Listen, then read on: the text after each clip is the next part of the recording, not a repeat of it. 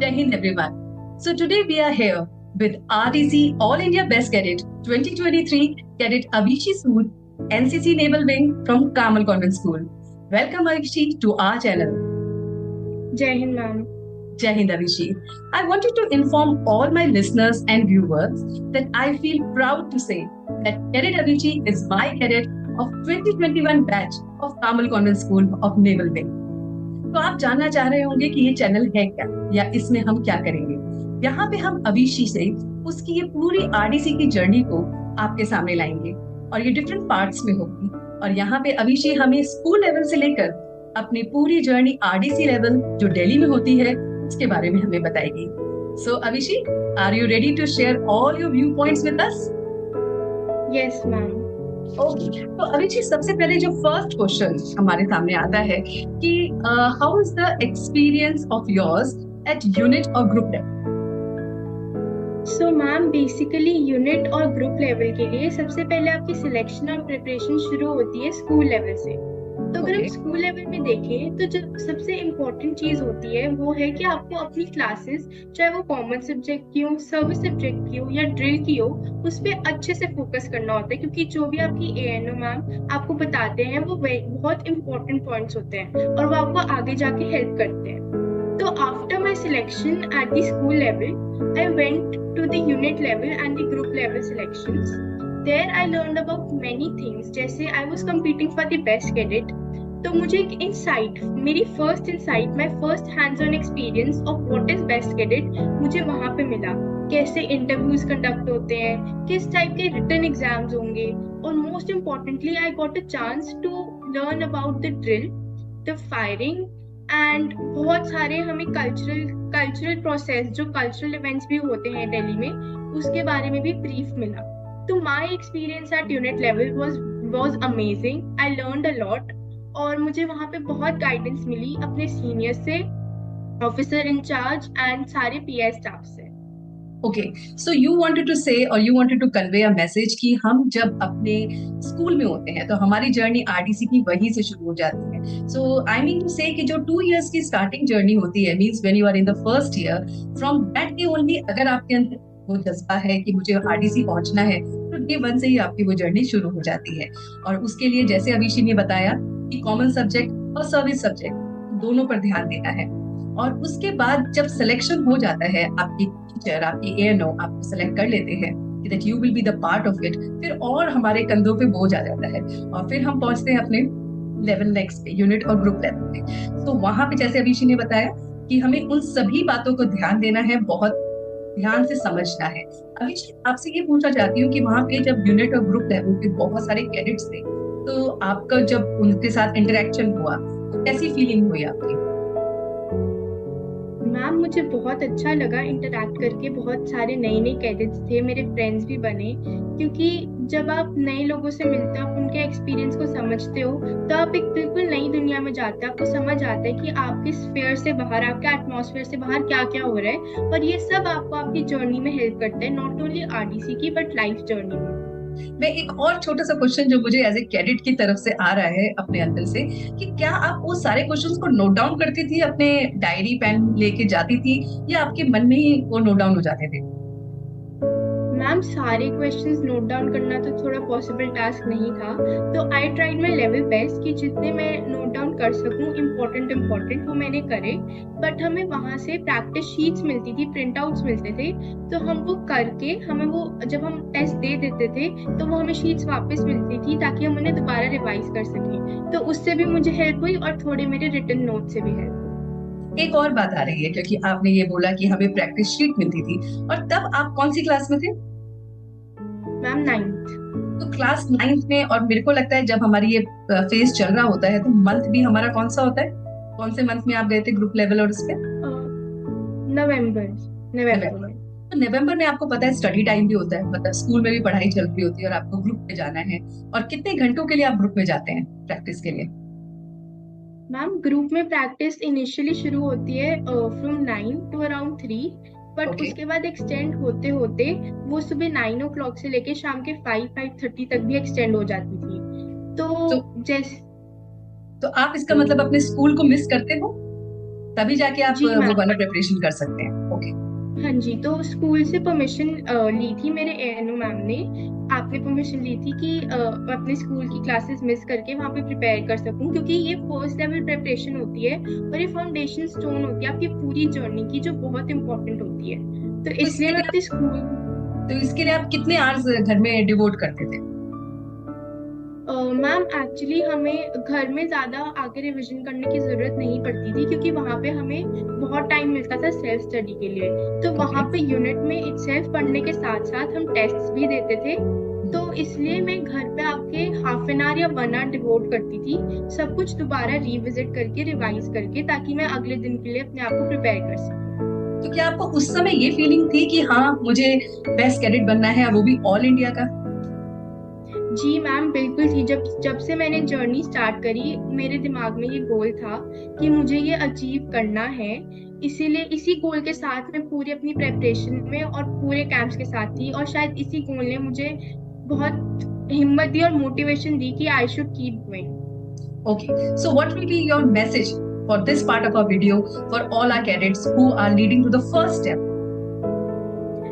Ma'am, मेरा message ये रहेगा कि just be regular with whatever you do, whatever task is given to you, whether at school or at unit level or group level, because every task given has some importance. You might not realize it now, आपको अभी realize नहीं होगा क्या importance है, but धीरे धीरे जैसे आप आगे बढ़ेंगे आपको समझ आएगा। तो just be regular और enjoy करो जो भी आपको task मिलता है, क्योंकि every task has something new to teach us.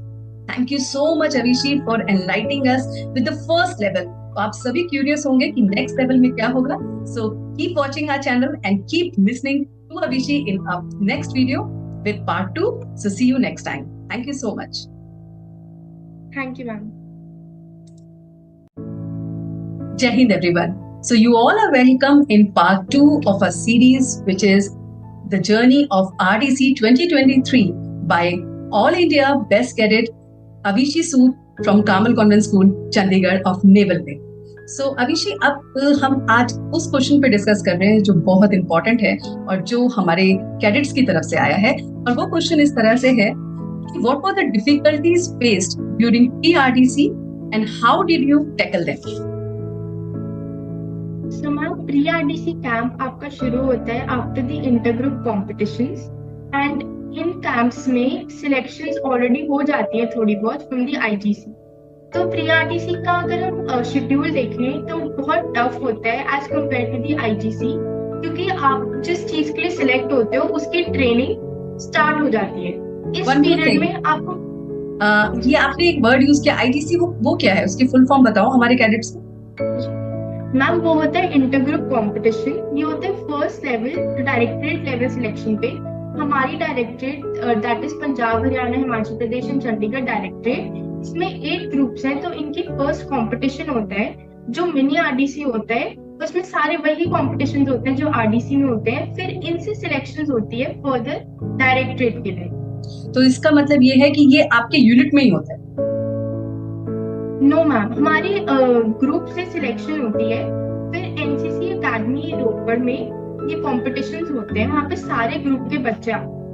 So first you were selected in your school level, and then you were selected at unit and group level, and then you move on to this level. Yes? Yes ma'am. और उसके बाद फिर वहाँ आपने बताया कि अलग अलग डायरेक्टरेट से, तो आपकी डायरेक्टरेट कौन सी थी? Punjab Haryana Himachal Pradesh and Chandigarh directorate. Okay, तो वहाँ से भी डिफरेंट कैडेट्स आए हुए थे, तो उनके साथ आपका कॉम्पिटिशन? हमारी डायरेक्टरेट के 8 ग्रुप्स हैं, तो हर ग्रुप में से कैडेट्स आए थे। तो पहले हमारा उनके साथ कंपटीशन था सिलेक्शन के लिए। और ये जो कॉम्पिटिशन्स होते हैं उसके बारे में बताओगे आप? मैम, ये कॉम्पिटिशन्स बिल्कुल आरडीसी की तरह होते हैं। Okay. इसमें कॉम्पिटिशन्स होते हैं जैसे बेस्ट कैडेट, कर्तव्य पथ के सिलेक्शन के लिए, पीएम रैली, मार्चिंग कॉन्टिजेंट के सिलेक्शन के लिए, guard of honour selection, cultural selection जिसमें ballet, group dance, group song और एनआईएपी होता है, एंड फ्लैग एरिया का सिलेक्शन भी होता है। तो ये सारी बातें आप हमें और डिटेल में बताओगे जब आप नेक्स्ट स्टेज पे जाओगे। यस? तो अभी आप हमें बताओ कि वहां पे जब हम पहुंचते हैं तो वहां पे कौन कौन सी प्रॉब्लम्स आती हैं और उसको आप कैसे टैकल करते हो? मैम आरडीसी का जो शेड्यूल होता है वो काफी टफ होता है, क्योंकि आपको एक ही टाइम पे ट्रेन भी करना होता है और परफॉर्मेंस भी देनी होती है फर्दर सिलेक्शन के लिए। तो ओके। हमारा दिन शुरू होता था सुबह अराउंड 5:30 से विद ड्रिल सेशंस। ये पर्टिकुलरली बेस्ट कैडेट्स के लिए है, जो विद ड्रिल सेशंस। उसके बाद हमारी फायरिंग होती थी फ्रॉम 10 to 10:30 to 11। और उसके बाद हमारी ग्रुप डिस्कशंस, इंटरव्यू क्लासेस और common subject and service subject classes होती थी टिल 6 in the evening। फिर हमारी कल्चरल के लिए प्रैक्टिसेस होती थी फ्रॉम 8 और 9 o'clock टिल लेट नाइट। तो इसके बीच में आपको बहुत सारी चीजें, आपको अपने आप पे इम्प्रोवाइज भी करना था, आपको नई चीजें लर्न भी करनी थी, परफॉर्म भी करना था। और साथ में प्रेशर भी होता है कि अब सिलेक्शन हो रही है, आप हो सकते हो, तो आपको अच्छे से अपना बेस्ट देना है। तो इन सब के बीच में बहुत चांसेस होते हैं कि कैडेट अंडर प्रेशर और स्ट्रेस बीमार हो जाए। तो अगर आप बीमार हो गए तो आपकी पूरी परफॉर्मेंस डाउन हो जाती है। एंड सेकेंडली चेंजिंग वेदर होता है फ्रॉम नवंबर टू दिसंबर, बहुत एक्सट्रीम ठंड पड़ने लग जाती है, तो आपको उसके साथ भी कोप अप करना होता है विद वेदर कंडीशंस। तो उसमें मेरा जो मेन फोकस रहा था वो था to keep myself healthy and fit. तो मैंने ये इंश्योर करा कि मैं अपना हर मील प्रॉपर टाइम पे लूं और रेगुलर इंटरवल्स पे कुछ ना कुछ खाती रहूं। जैसा मेरे रिफ्रेशमेंट्स भी मिलती थी from like after every 2.5 hour हमें कोई ना कोई स्नैकिंग या मील मिलता था। तो मैं इंश्योर करती थी कि मैं हमेशा वो लूं, गर्म पानी पीऊं और प्रॉपर क्लोथिंग, मतलब प्रॉपर कपड़े पहनूं ताकि चेंजिंग वेदर से मैं बीमार ना हूं। और फोकस रहूं, बस अपने आप पे फोकस रहूं, क्योंकि बहुत बारी ऐसा होता है कि कैडेट्स दूसरे कैडेट्स को देख के डर जाते हैं या घबरा जाते हैं अपनी परफॉर्मेंस के लिए। तो मेरा फोकस था कि मैं अपने पे फोकस करूं, अपना बेस्ट दूं और बाकी सब्सिक्वेंटली रिजल्ट्स आते रहें। तो एक और छोटी सी बात यहाँ पे आती है कि क्या आप उन दिनों में बीमार पड़े और किस तरह से वो था, मतलब कौन सी बीमारी या कुछ हुआ आपके साथ वहां पे? यस मैम, मुझे बीच में खांसी और फीवर तो रेगुलर मतलब होता रहता था। तो हम वहाँ पे गर्म पानी गर्म पानी पीते थे और हमें डायरेक्टरेट से स्टीमर प्रोवाइड करा गया था और दवाइयाँ मिली थी और हमें च्यवनप्राश जो होता है एक दवाई वो भी मिली थी और हम उसे रेगुलर बेसिस पे लेते थे। तो हम फिट रहते थे और गर्म पानी पीने से सब ठीक हो जाता था। ओके, तो ये मैसेज आप अपने कैडेट्स को भी दे रहे हो इनडायरेक्टली कि कैडेट्स को मतलब जो भी वहां पे चीजें अवेलेबल हो, चाहे आपको हो सकता है च्यवनप्राश आपने पहले कभी खाया हो और उसका टेस्ट आपको नहीं भी पसंद है, but now you have to intake it as a medicine. तो जैसे अभिषी ने कहा कि हमें बस अपना गोल ध्यान रखना है कि हमें अपनी बीमारी को दूर रखना है और बीमार पड़ भी गए तो कोई प्रॉब्लम नहीं है और अपना फोकस और अटेंशन उस पे रखना है कि मेरी परफॉर्मेंस किस तरह से गई, ना कि औरों की किस तरह से चल रही है और हम कंफ्यूज हो जाएं और घबराने लगे। तो अभिषेक, ये सारे जो आपकी एक्टिविटीज होती थी, ये कौन आपको वहां पे कौन इंचार्ज होते थे? पीआई स्टाफ थे या कोई सर थे या फिर सीओ सर थे? वो कौन कौन थे, हम उनके बारे में जानना चाहते हैं। मैम, बेस्ट कैडेट्स के लिए एक ऑफिसर इंचार्ज होता है। For every camp officer incharge change होते हैं। तो हमारे ऑफिसर इंचार्ज के अंडर जैसे एक ऑफिसर इंचार्ज उनकी पर्टिकुलर यूनिट है, तो उनके सारे यूनिट के पीआई स्टाफ होते थे और सारे बेस्ट कैडेट्स के साथ हमेशा एक जीसीआई मैम होती थी जो हमें हर जगह अकम्पनी करती थी हमारी एक्टिविटीज में।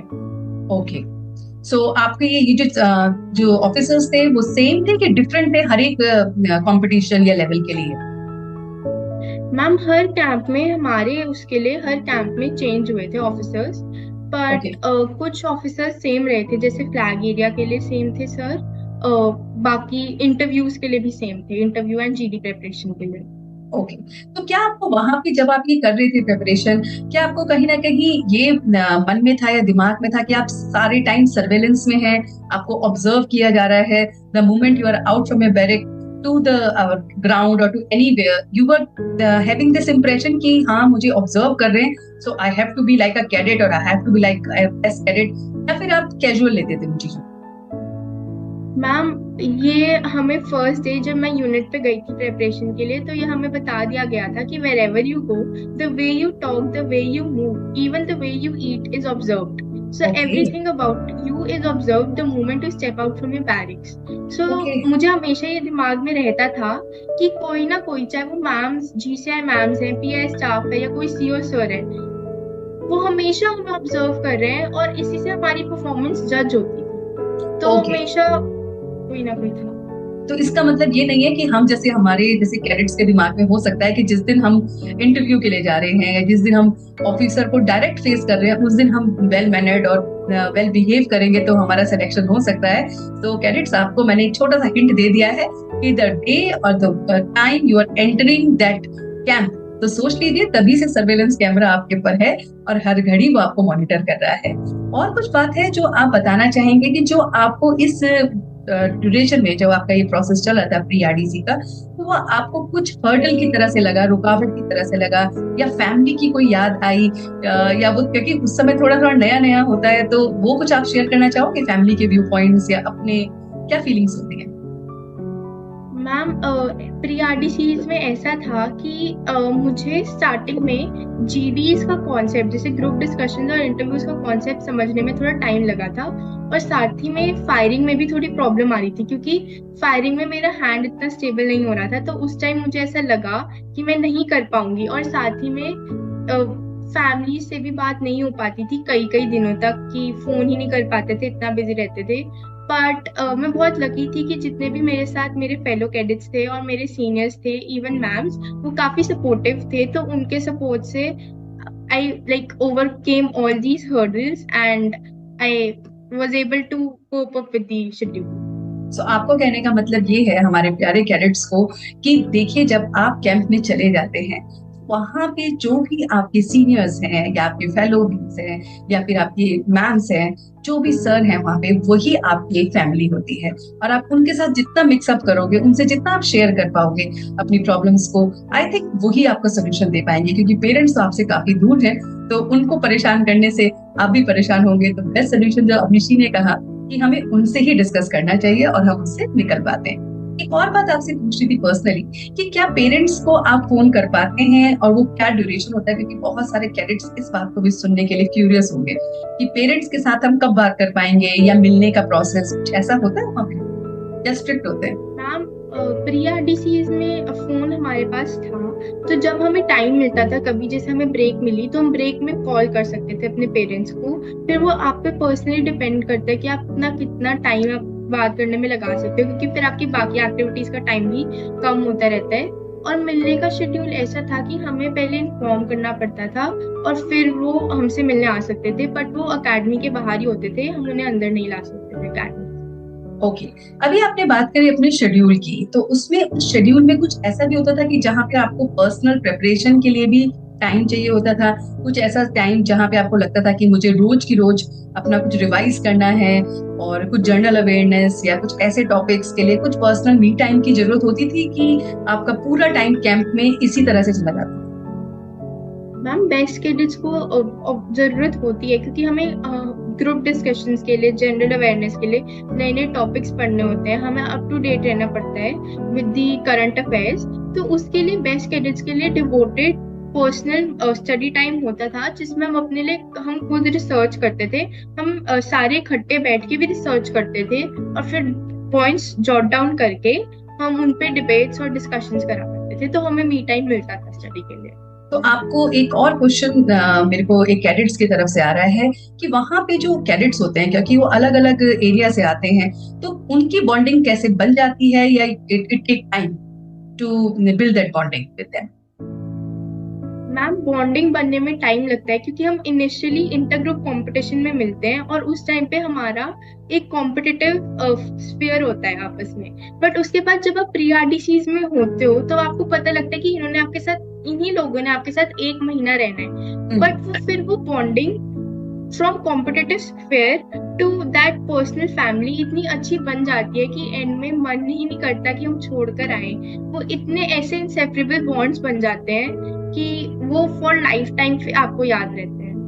एक और क्वेश्चन आपके इसी क्वेश्चन से लिंक होता हुआ नजर आ रहा है, वो ये है कि क्या आप हमारे कैडेट्स को बताना चाहोगे कि पहले आपके यूनिट लेवल पे कितने नंबर ऑफ स्टूडेंट्स होते हैं, उसमें से कितने बच्चे ग्रुप लेवल पे सिलेक्ट होते हैं? फिर ये ग्रुप लेवल पे जब बच्चे जाते हैं तो प्री आरडीसी लेवल पे कितने कैडेट सेलेक्ट होते हैं? मैम एक्चुअली मुझे ये तो याद नहीं है कि हमारे ग्रुप लेवल में सिलेक्शन के लिए कितने बच्चे आए थे, बट हमारे चंडीगढ़ ग्रुप से 50 कैडेट सिलेक्ट हुए थे इंटर ग्रुप कंपटीशन के लिए। एंड फिर मैम जब फाइनल कॉन्टिजेंट के लिए सिलेक्शन होती है दिल्ली की, तो वो हर ग्रुप से डिफरेंट रेशियो में सिलेक्शन होती है। तो यू मीन टू से कि आपका अपने चंडीगढ़ से, चंडीगढ़ डायरेक्टरेट से आप 50 कैडेट्स थे जो इसके लिए गए थे, तो वो उसमें आपके जेडीजेडब्ल्यू एसडीएसडब्ल्यू थे कि खाली ये 50? क्या स्ट्रेंथ थी, थोड़ा मैम रफ हमारे बताएं। चंडीगढ़ ग्रुप से 50 कैडेट्स गए थे, लेकिन जो हमारा फाइनल कॉन्टिजेंट दिल्ली गया था चंडीगढ़ डायरेक्टरेट का, उसमें 111 कैडेट्स थे। तो जो हमारे okay 50 cadets from Chandigarh group गए थे इंटर ग्रुप कंपटीशन के लिए, उसमें एसजीबी थे, एसडब्ल्यूबी, जेडीबी और जेडब्ल्यूएस भी थे। ओके, और ये अपने तीनों विंग के थे, आर्मी, नेवी और एयरफोर्स? Yes ma'am. ओके, सो ये हमें अपना आंसर अपने कैडेट्स को देना है कि जब हमारा ग्रुप लेवल पे सिलेक्शन होता है वो तीनों विंग से होता है, आर्मी, नेवी और एयरफोर्स से। वहां से cadets JD, JW, SD, SW का सिलेक्शन होता है। और जैसे अभिष ने बताया कि 50 चंडीगढ़ डायरेक्टरेट से सिलेक्ट हुए थे, ऐसे हिमाचल प्रदेश, हरियाणा, पंजाब डायरेक्टरेट से भी सिलेक्ट हुए और फिर वो वहां पे मिले। और टोटल अभिषी आपने कितने बताए कि जो हम आगे प्री आरडीसी के लिए जाके सिलेक्ट होते हैं सब में से? मैम प्री आरडीसी के लिए डिपेंड करता रहता है, वो जैसे जैसे सिलेक्शन प्रोसेस होता है उस टाइम के कॉन्टिजेंट कमांडर के पास, वो वैसे सिलेक्ट करते हैं। आपके अकॉर्डिंग इन सब में से अप्रोक्सीमेटली 100 या 200 कितना अप्रोक्सीमेटली रेशियो जाता है pre RDC? Ma'am pre RDCs में इनिशियली होते हैं 200, 200 ओके से कम होके 150 और फिर okay final contingent selection. Okay, so thank you so much Abhishi for enlightening us with all the small small information और वो दिल की बातें जो आपने बताई, फैमिली की बातें आपने बताई, जो हमारे कैडेट्स के लिए बहुत बहुत वैल्यूएबल है। So thank you and see you all in our next series of journey of RDC 2023 with all India best cadet Abhishi Sood. Thank you. जय हिंद एवरीवन। तो आप सभी का हमारे इस चैनल में स्वागत है, जहां पर हम बात कर रहे हैं अपनी आरडीसी जर्नी 2023 की, हमारे RDC all India best cadet Abhishi Sood से। और आज हम अपनी इस जर्नी में पूछने वाले हैं वो एक इम्पोर्टेंट क्वेश्चन जो हर पेरेंट्स और कैडेट्स के लिए बहुत इंपॉर्टेंट होता है। आप जानना चाहेंगे? So first of all welcome Abhishi. जय हिंद मैम।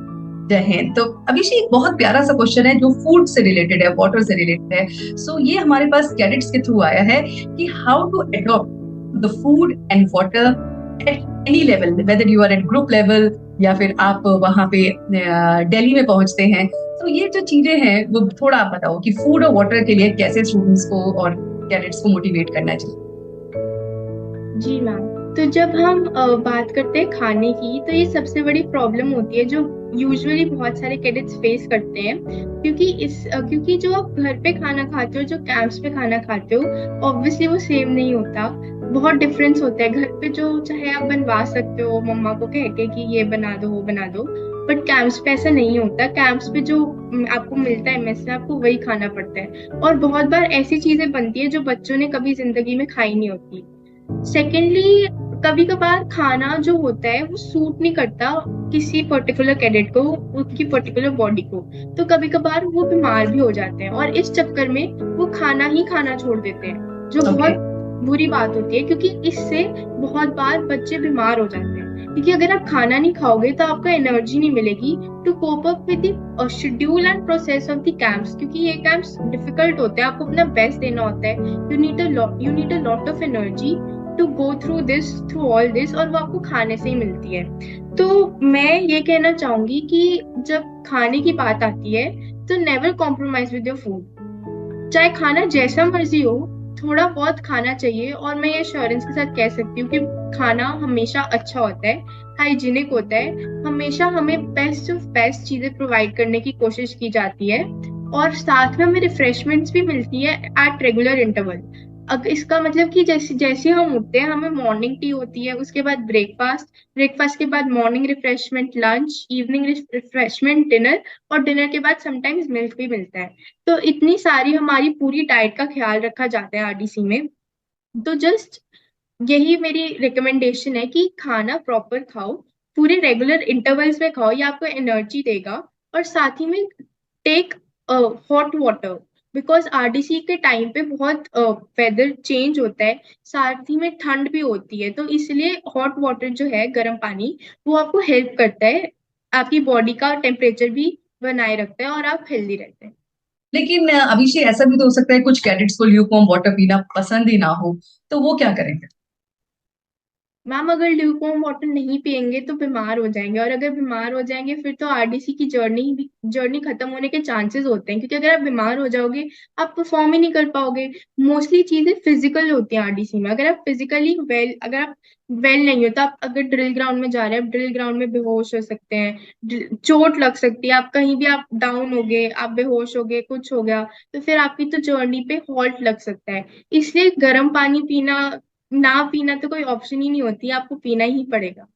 एक और बात पर्सनली मुझे यहाँ पे आपकी बातों से आ रही है कि क्या आपके पेरेंट्स ने आपको कुछ ना कुछ घर से प्रिपेयर करा हुआ, कुछ जैसे कहते हैं ना, लड्डू होते हैं, पिन्नियां होती हैं जो हमें सर्दी में रखते हैं, या फिर ड्राई फ्रूट्स, नट्स, ऐसा कुछ स्टफ आपको दिया था, या आप बताना चाहोगे कैडेट्स को कि उन्हें रखना चाहिए apart from all the basic meals which you are getting? Yes ma'am. जब तक प्री आरडीसीज थी, इंटर ग्रुप कंपटीशन और प्री आरडीसीज से में मैं अपने घर से भी लेके गई थी, जैसे लड्डूज लेके गई थी जो सर्दियों में काफी हेल्पफुल होते हैं, नट्स लेके गई थी, क्योंकि बहुत बार ऐसा होता है कि हमें रात तक जगना होता है, तो उसके लिए आपको मंचिंग के लिए कुछ ना कुछ बीच में चाहिए, तो आप मेस तो बंद हो जाती है, तो फिर आपको कुछ ना कुछ चाहिए, तो हम वो उठा के अपनी पॉकेट्स में लेकर चले जाते थे, तो हम साथ साथ खाते भी रहते थे, उससे हमें एनर्जी भी मिलती थी, और हमारा पेट भी फुल रहता था बाकी के एक्सरसाइजेस के लिए। और फिर इससे आपकी बॉन्डिंग भी बनती है, क्योंकि जिनके साथ आप बातें कर रहे हो, शेयरिंग कर रहे हो, तो उनके साथ अगर खाने की बात हो जाए तो और बॉन्डिंग स्ट्रांग बन जाती है, क्योंकि खाने जो होता है यस ना, एक मैम। दूसरे को बहुत करीब लाता है। So thank you so much Abhijit for this part, and see you all in a next part, the journey of RDC 2023। Jai Hind everyone. So you are with us in journey of RDC 2023 with RDC All India Best Cadet, Cadet Avishi Sood from Kamal Convent School of Naval Wing Unit. So Avishi, आज जो हम आपसे question पूछने जा रहे हैं वो बहुत इंपॉर्टेंट है पेरेंट्स और कैडेट्स के पॉइंट ऑफ व्यू से। तो ये क्वेश्चन है कि आपको वहां पे जो वेदर होता है वो एक्सट्रीम कोल्ड होता है। So how to cope up with that extreme cold weather when you are in Delhi? Yes ma'am. Ma'am Delhi में जब हम गए थे तो वहाँ पे हम जनवरी फर्स्ट के आसपास पहुंचे थे, तो वहाँ पे बहुत ठंड थी। शाम को और सुबह को बहुत ठंडा होता था, इतना ठंडा होता था कि हमारे हाथ तक फ्रीज हो जाते थे और हमारी फिंगर्स तक मूव नहीं करती थी। Oh my तो God. इस सब के बीच में हमें अगर अपने आप को, क्योंकि स्टार्टिंग के डेज में बहुत सारे कॉम्पिटिशन्स भी आ रहे थे, तो हमें अपने आप को हेल्दी रखना था और सेफ रखना था। तो इसके लिए मैं अपने आप को कवर्ड रखती थी, कवर्ड इन द सेंस पूरे अपने प्रॉपर क्लोथिंग पहन के, कैप्स, मफलर्स एंड ग्लव्स हमें प्रोवाइड करे गए थे हमारी किटिंग में, वो पहन के हमेशा ध्यान रखती थी कि मैं जब भी बाहर निकलूं बैरिक से अपने आप को कवर करके निकलूं। सेकेंडली, मैं रेगुलर वार्म वाटर से बाथ लूं, क्योंकि Okay. Bathing is very important है, आपको पर्सनल हाइजीन के लिए भी हेल्प करती है, और साथ ही में वार्म वेदर से भी आपको, क्योंकि कभी कभार क्या होता है कि बॉडी बॉडी भी जाम हो जाती है, तो आपको हॉट वाटर से हेल्प मिलता है बॉडी की मसल्स को रिलैक्स करने में। Okay. सेकेंडली, गर्म पानी पीना बहुत इंपॉर्टेंट है, क्योंकि सर्दियों में गला खराब होना बहुत इजी होता है, तो फिर गला खराब होना और फीवर होना, तो गर्म पानी पीना सबसे एसेंशियल होता है। और बस हेल्दी खाना खाओ, अपना पूरा प्रॉपर मील लो, गर्म पानी पियो, और take regular baths to maintain your personal health and hygiene. इससे आप कोल्ड वेदर से बच सकते हैं। एक और बात यहाँ पे, क्योंकि आपने वेदरिंग से रिलेटेड बात करी है, तो वहां पे जो आपका टाइम होता है वो बहुत कम होता है, और आपको फटाफट टाइम पे पहुंचना होता है, और बहुत सारे कैडेट्स होते हैं, तो वो रश भी होता होगा, तो कभी कभी फ्रस्ट्रेशन भी होती होगी, क्योंकि आप खड़े हैं लाइनों में और आपकी लाइन में आपका नंबर नहीं आ पा रहा है, या आपको बिना नहाए ही जाना पड़ रहा है, बिना बात करे ही जाना पड़ रहा है। तो ऐसा कभी हुआ है आपके साथ कि although you are very regular, but ऐसा कभी एक दो बार चांस पड़ा था पूरे टेन्योर में? यस मैम, कभी कभार हो जाता था, क्योंकि कभी बेस्ट कैडेट्स के लिए बहुत उनकी ट्रेनिंग शेड्यूल बहुत डिफिकल्ट होता था, तो टाइम नहीं मिलता था कभी कभार नहाने का। तो बट मैं ट्राई करती थी कि हो जाए, और क्योंकि वॉशरूम्स वहाँ पे ज्यादा थे तो मैनेज हो जाता था रश के साथ भी। ओके, तो ये भी हम अपने कैडेट्स को एक कहीं ना कहीं माइंड सेट देना चाहते हैं कि आप जब कभी बाहर जाते हो कैंप में, तो वो जो फैसिलिटीज आपको घर में आपकी अवेलेबल होती है, वो जो आपके स्कूल्स में अवेलेबल होती है, वो आपको कैंप्स में नहीं मिलती है। वो थोड़ी सी डिफरेंट होती है और वो सबके लिए बनाई गई होती है, क्योंकि नंबर ऑफ स्टूडेंट्स ज्यादा होते हैं तो उनके साथ हमें कोप अप भी करना पड़ता है। तो कहीं भी आप निकल रहे हैं तो ये माइंड सेट भी रखें कि मुझे ये वॉशरूम से रिलेटेड कहीं ना कहीं जो भी प्रॉब्लम आएगी तो मैं उसमें फेस करूंगी, ना कि मैं उसके लिए कंप्लेंट्स करूं और मैं उससे भागूं और मैं उससे मतलब किसी ना किसी तरह से दूर हो जाऊं। मुझे उसको फेस करना है, उसका सिचुएशन देखनी है। अगर मॉर्निंग आवर्स में मुझे टाइम नहीं मिल रहा है तो रात को मैं अपना नहा के सो सकती हूँ, या मॉर्निंग आवर्स में कर सकती हूँ। तो ये सब चीजें मैं इसलिए आपसे शेयर कर रही हूँ कैडेट्स को, कि ये बहुत कैंप में इंपॉर्टेंट होता है। So thank you so much Abhishek for sharing with us two small points which as a cadet you wanted to inform to other cadets also. So see you all in our next part, the journey of 2023 RDC with Cadet Abhishek.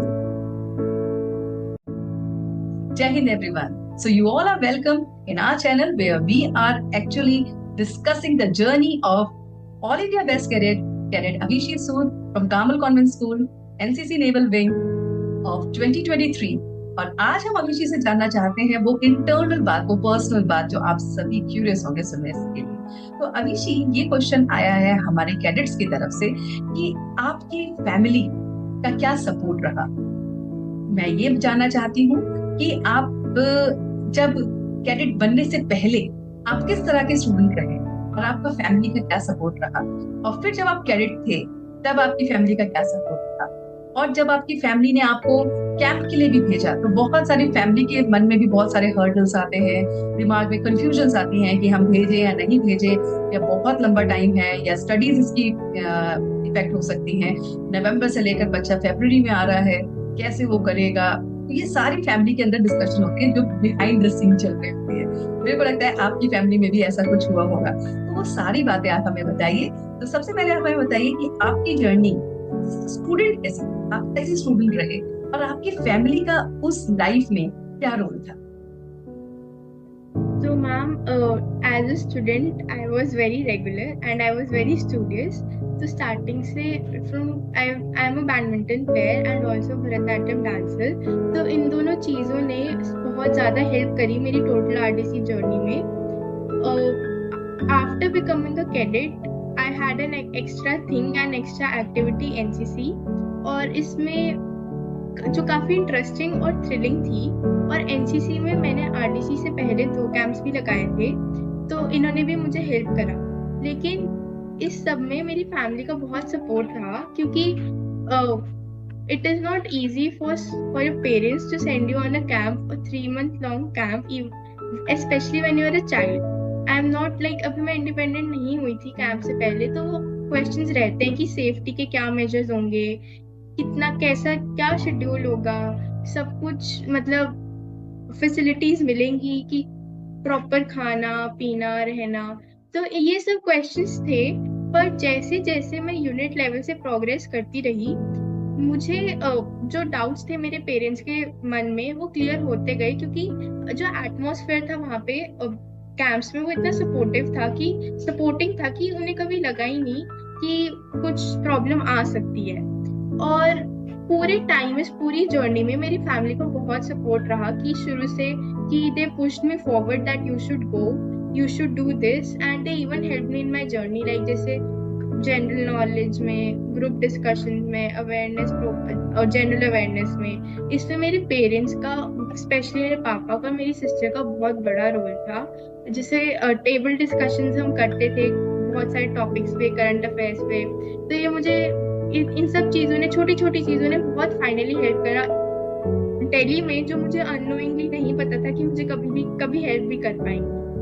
Okay, तो इसका मतलब, आपका कहने का मतलब ये है कि कैडेट तो आप क्लास 8 में बने, लेकिन आपकी फैमिली में एक वो कहते हैं ना सभ्यता थी कि सब लोग मिलकर डिस्कस करते थे जर्नल अवेयरनेस का, और उसके में आपके फादर और आपकी सिस्टर का बहुत बड़ा रोल है। तो मैं अपनी प्यारे कैडेट्स को यही कहना चाहूंगी कि फैमिली भी बहुत इंपॉर्टेंट है। सकती है। तो आज के टेन्योर में जैसे हम लोग बिजी हो जाते हैं, हम सोचते हैं सारी इन्फॉर्मेशन हमें मोबाइल पे मिल गई है, गैजेट्स पे मिल गई है, या अपने पीयर ग्रुप से हम ले लेते हैं। लेकिन कैरेट्स, आपको ये बात बहुत इंपॉर्टेंट है कि हमें फैमिली के साथ बैठना चाहिए, क्योंकि जो पेरेंट्स की नॉलेज है वो इंटरनेट के थ्रू आपको नहीं मिल सकती। जो आपके एल्डर या यंगर सिबलिंग्स की नॉलेज है या उनका व्यू पॉइंट है, वो आपको कहीं पे भी डाउनलोड नहीं हो सकता। तो उसके लिए आपको बैठना ही पड़ेगा। जैसा अविशी ने कहा कि कुछ जगह पर जहाँ पे जब इंटरव्यू को फेस कर रही थी, तो वहां पे कुछ ऐसे क्वेश्चंस आ गए जो उसको याद दिलाए कि मैंने ये डिस्कशन अपने पेरेंट्स के साथ की थी और वही उसका आंसर था। तो कुछ ऐसे पॉइंट पे आप हाईलाइट करना चाहोगे, बताना चाहोगे कि जो आपने अपने पेरेंट्स के साथ शेयर किया हो और वही चीज वहां पे आउट ऑफ द बॉक्स आ गई और आप बड़े उस समय प्राउड फील कर रहे हो कि हाँ, ये क्वेश्चन का मुझे आंसर पता है, मैंने डिस्कस किया हुआ है। तो मैम ऐसा एक इंसिडेंट हुआ था हमारी ग्रुप डिस्कशन के टाइम पे। हमें अब्रप्टली जैसे एक कहा कि ग्रुप डिस्कशन करनी है रशिया यूक्रेन वॉर पे and effects of the war on Ukraine. तो इसकी डिस्कशन मैंने अपने पापा के साथ करी थी थोड़े टाइम पहले। तो ऐसा था कि ये टॉपिक, इस टॉपिक पे आपको काफी फैक्ट्स एंड फिगर्स चाहिए थे फॉर डिबेटिंग, क्योंकि इसमें आप बिना फैक्ट्स एंड फिगर्स के नहीं डिबेट कर सकते।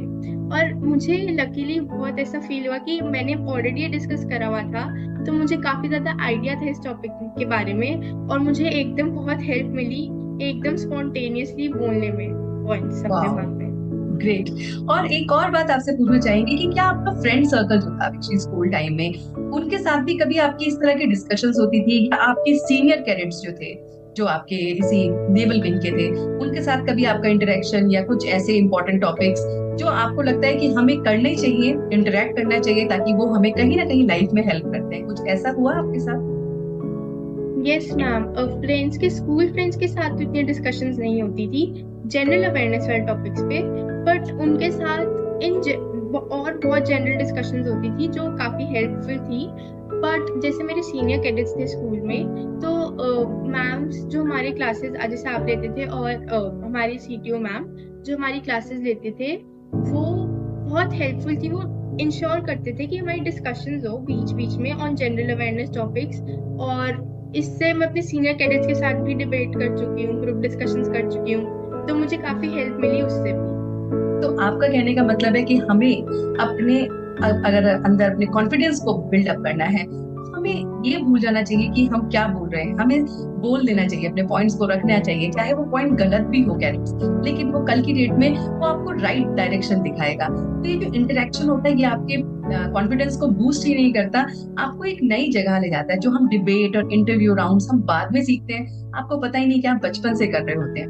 हम पेरेंट के साथ कहीं ना कहीं डिबेट ही कर रहे होते हैं, किसी ना किसी पॉइंट पे, कभी खाने से रिलेटेड, कभी किसी और पॉइंट से related.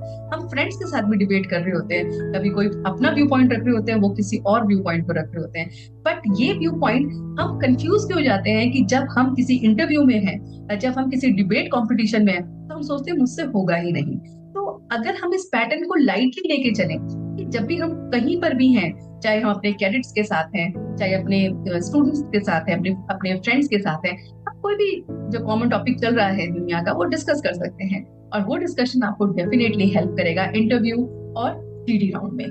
So thank you so much Abhishi, आपने वो बातें शेयर करी जो फैमिली की और पेरेंट्स की हमें बहुत जरूरी था समझना। और कैडेट्स को भी अब मोटिवेशन मिला होगा कि उन्हें भी अपनी फैमिलीज के साथ, अपने ग्रैंड पेरेंट्स के साथ, जिनके साथ भी आप मिल सकते हो, नॉलेज ले सकते हो, बैठना चाहिए और डिस्कस करना चाहिए। एक और बात जाने से पहले मैं आपसे पूछना चाहती हूँ, अभी ये जो वॉर हुई है हमारे, है ना, देश में, तो उन सारे वॉर को बच्चे बहुत सीरियसली लेते हैं और वो उसका रट्टाफिकेशन करते हैं, उन डेट्स को लेते हैं। आपका क्या सजेशन है कि उसको लर्न करने के लिए, उसको मेमोराइज करने के लिए, क्या वो डिस्कशन फैमिलीज के साथ करना ठीक रहता है? क्योंकि उन लोगों ने तो वो सब कुछ देखा हुआ है। जो हम डॉक्यूमेंट्रीज यूट्यूब पे सुनते हैं, वो तो सिर्फ एक डॉक्यूमेंट्रीज है, लेकिन जब हम वही कहानियां अपने ग्रैंड पेरेंट्स और पेरेंट्स से सुनेंगे, आई थिंक वो ज्यादा इम्पैक्टफुल होता है। आपका व्यू पॉइंट क्या है? यस मैम, डेफिनेटली जब आप अपनी नॉलेज किसी और के साथ शेयर करते हैं, कोई और अपनी नॉलेज आपके साथ शेयर करता है, उसका बहुत इम्पैक्ट होता है, ये तो ट्रूथ है। बट आपको पहले डिस्कशन से पहले अपनी रिसर्च अपने लेवल पे करनी चाहिए। और जहाँ तक बात रही वॉर्स की, तो वॉर्स, कोई भी वॉर इज नॉट लाइक एक किसी एक रीजन की वजह से नहीं होता, और किसी एक साल या एक दिन या एक महीने का कॉन्सिक्वेंस नहीं होता। ये बहुत लॉन्ग प्रोसेस होता है। एक वॉर के होने के लिए कई सालों के रीजंस बिल्डअप होते हैं। तो आपको वो रीजंस पता होने चाहिए रादर देन क्रैम्पिंग अप, कि किस दिन हुई, किसने किसको मारा, वो भी इम्पोर्टेंट होता है। बट आपको वो रीजंस, डिप्लोमेटिक रिलेशंस रीजंस आपको पता होने चाहिए। और डेफिनेटली अगर आप अपने पेरेंट्स और ग्रैंड पेरेंट्स के साथ डिस्कस करेंगे तो वो आपको कुछ ऐसी चीजें बताते हैं जो शायद आपको इंटरनेट पे कहीं ना मिले। तो it is very important to discuss with them as well. So thank you so much, Avishi, for enlightening us on these small points which are really important for each one of us. So see you all in our next series. So be with us in our journey of RDC 2023. Jai Hind everyone. So you all are welcome with us in the journey of RDC 2023. And we have right now with us All India Best Cadet, Cadet Avishi Sood from Kamal Convent School, Chandigarh Unit, Naval Wing. So Avishi, welcome to our channel. जय हिंद ma'am. जय Hind. So अभिषेक, अब हम जो आपसे बात करने जा रहे हैं वो ये है कि आरडीसी के बारे में आपने हमें बहुत इंपॉर्टेंट बातें बताई, बट इस पार्ट में हम आपसे ये बात करना चाहते हैं कि ड्रिल जो एक इम्पोर्टेंट एस्पेक्ट होता है कैडेट के लिए, आपका बेस्ट कैडेट का ड्रिल या और ड्रिल वो अलग होते हैं या सेम होते हैं, उसमें कितने नंबर ऑफ आवर्स आप डिवोट करते हो, वो थोड़ा और फोकस करिए। मैम बेस्ट कैडेट्स के लिए कंपलसरी होता है, जो उनका कंपटीशन होता है वो होता है डीएसटी में, स्क्वाड ड्रिल में, और धीरे चाल भी होती है हमारे इसमें। तो हमें बेस्ट कैडेट्स के लिए almost 1 to 2 hour practice pre RDCs में ड्रिल करना कंपलसरी होती थी। तो बेस्ट कैडेट्स के लिए इम्पोर्टेंट होता है कि वो अपनी डीएसटी पे फोकस करें अच्छे से, अपनी कमांड्स पे फोकस करें, और अपने हैंडस्विंग पे भी हैंडस्विंग और सल्यूटिंग पे फोकस करें। तो क्या आप इस डीएसटी की प्रैक्टिस जब प्रैक्टिस टाइम होता था उसके बियॉन्ड भी किसी टाइम पे करती थी, सेल्फ प्रैक्टिस? नो मैम, कभी कभार जब टाइम मिलता था तभी करती थी, बट मोस्टली हमें ड्रिल टाइम पे पर्टिकुलरली डीएसटी की ही प्रैक्टिस करवाते थे। और मैंने सुना है कि ड्रिल डीएसटी की प्रैक्टिस में आपको बहुत तेज बोलना होता है, और हमने कई बार सुना है कि अब हमें कहा जाता है इंस्ट्रक्टर से आवाज गले से नहीं बल्कि पेट से आनी चाहिए। आपके साथ भी ये हुआ था? यस मैम, हमें भी इंस्ट्रक्टर्स बोलते थे कि आवाज गले से, अगर आप गले से चिल्लाने की कोशिश करते हैं तो थोड़ी देर में आपका गला बैठ जाएगा, क्योंकि आपके गले में इतनी कैपेसिटी नहीं होती कि वो इतनी देर तक इतनी जोर से चिल्लाए, इसलिए आवाज पेट से आनी चाहिए। ओके, अब जो नेक्स्ट क्वेश्चन हम आपके पास लेके आए हैं वो ये है कि पूरे इसमें आरडीसी में जब आप दिल्ली पहुंच जाते हो, आपके कितने राउंड्स होते हैं इंटरव्यू? मैम मेरे 2 राउंड्स हुए थे इंटरव्यू के। फर्स्ट था एडीजी इंटरव्यू, और उससे सिलेक्शन होके फाइनल राउंड हुआ था डीजी एनसीसी इंटरव्यू। ओके, तो जब डीजी एनसीसी इंटरव्यू था और जब आपको पता था कि भाई मैं अब यहाँ पर एक वो स्टेज है कि मुझे अपना बेस्ट टू बेस्ट देना है, या मैं इस तरफ हो सकती हूँ या मैं नहीं भी हो सकती हूँ, तो उसके लिए आपने कुछ ऐसी स्पेशल प्रिपरेशन करी थी, या आप सेम थे, कूल थे, या कुछ अलग से आपने कुछ किया, या कोई अलग से मेडिटेशन या प्रिपरेशन, वो आप बताइए। मैम मुझे पता चला था कि मेरा डीजे इंटरव्यू होगा। जिस दिन पता चला उसके बाद मेरा इंटरव्यू एक्चुअली 3 डेज बाद हुआ था, तो मेरे पास पूरे 3 डेज थे इंटरव्यू से पहले। बट मैंने इंटरव्यू से ज्यादा प्रैक्टिस नहीं करी, क्योंकि मुझे पता था कि अगर मैं ज्यादा प्रैक्टिस करूंगी, ज्यादा रिवाइज करूंगी, तो मैं फंबल कर जाऊंगी, और मुझे जितना हो सके उतना रियल रहना है। तो बस मैंने 1 to 2 टाइम्स अपनी इंट्रोडक्शन की प्रैक्टिस करी थी मिरर के सामने, और थोड़ी सी मेडिटेशन करी थी ताकि मैं काम और फोकस रहूं। बाकी उस टाइम पे मैंने पूरा अपना एंजॉय करा था, क्योंकि मेरे ऑलमोस्ट सारे कॉम्पिटिशंस हो गए थे, बस इंटरव्यू रहता था। तो उस टाइम बस मैंने अपनी पूरी नॉर्मल आरडीसी का शेड्यूल एंजॉय करा था। थोड़े बहुत इवेंट्स देखे थे, पीएम रैली की प्रैक्टिसेस मैंने ऑब्जर्व करी थी, और अपने इंटरव्यू के लिए रेडी थी बस। ओके, अपार्ट फ्रॉम अब हमने जो टेक्निकल बातें करी, अब हम आपसे वो जानना चाहते हैं कि इस पूरे टेन्योर में आपको दिल्ली में कहीं घुमाया भी जाता है, या क्या आपको कोई एक्सपोजर भी दिया जाता है, वो आप बताइए।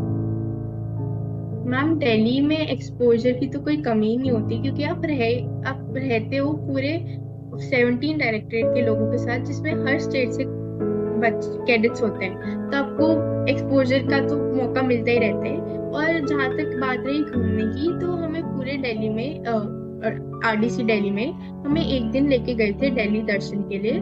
तो उसमें हमें बहुत सारी जगहें दिल्ली में घुमाई थी, और हमारा वो एक डे था जो हमारा फन डे था पूरा। Proper funding. तो आपने पूरा एंजॉय किया उस डे को? Yes ma'am. ओके। फिर जब एक और एरिया मुझे याद आ रहा है, वो कहते हैं लाइन एरिया। लाइन एरिया क्या होता है, ये कंपटीशन क्या होता है, इसमें क्या प्रिपरेशंस होती हैं, ये आप बताइए कैडेट्स को। मैम लाइन एरिया कंपटीशन होता है जहाँ पे आपको अपनी लाइन को या अपनी बैरिक्स को प्रॉपर हाइजीनिक वे में क्लीन रखना होता है, और उसमें आपको पूरा अपनी बेडिंग से लेके अपनी अलमीरा के सेटअप तक, पूरा अपने बैरिक्स के आउटलुक तक पूरी साफ सफाई करनी होती है, उनको क्लीन रखना होता है। ओके, तो ये कंपटीशन डेली होना चाहिए, ये पर्टिकुलर वन डे होता है? मैम वैसे तो कंपटीशन का जो रिव्यूइंग डे होता है वो किसी पर्टिकुलर डे होता है, हमें बता दिया जाता है, बट वैसे एक्चुअली में ये कंपटीशन हर दिन होना चाहिए, क्योंकि ये बस एज अ कंपटीशन नहीं देखना चाहिए, बट क्योंकि अगर हम इसे हर दिन करेंगे तो हम एक क्लीन एनवायरनमेंट में रहते हैं और हमें चांसेस कम होते हैं कि हम बीमार पड़े, और हमें अपनी सारी चीजें हैंडी मिल जाती हैं। बट अगर हम नहीं रखेंगे क्लीन तो किसी का कोई सामान किधर गुम जाएगा, किसी का कहीं गुम जाएगा, तो इससे हम बच सकते हैं।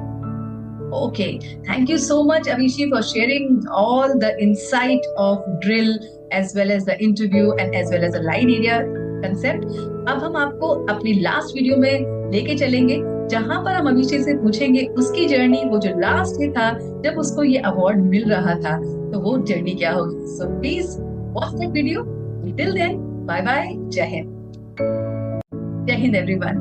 तो आपका हमारी इस सीरीज में बहुत बहुत स्वागत है, जो है आरडीसी जर्नी 2023, और हमारे all India best cadet Abhishi सूद, जो कामल कॉन्वेंट स्कूल की है और नेवल विंग की है। So welcome Abhishi to our channel. जय हिंद मैम। जय हिंद। तो अभिषी की आज का जो क्वेश्चन है वो बहुत इंपॉर्टेंट है, और आप सब लोग बेसब्री से इसका इंतजार भी कर रहे होंगे।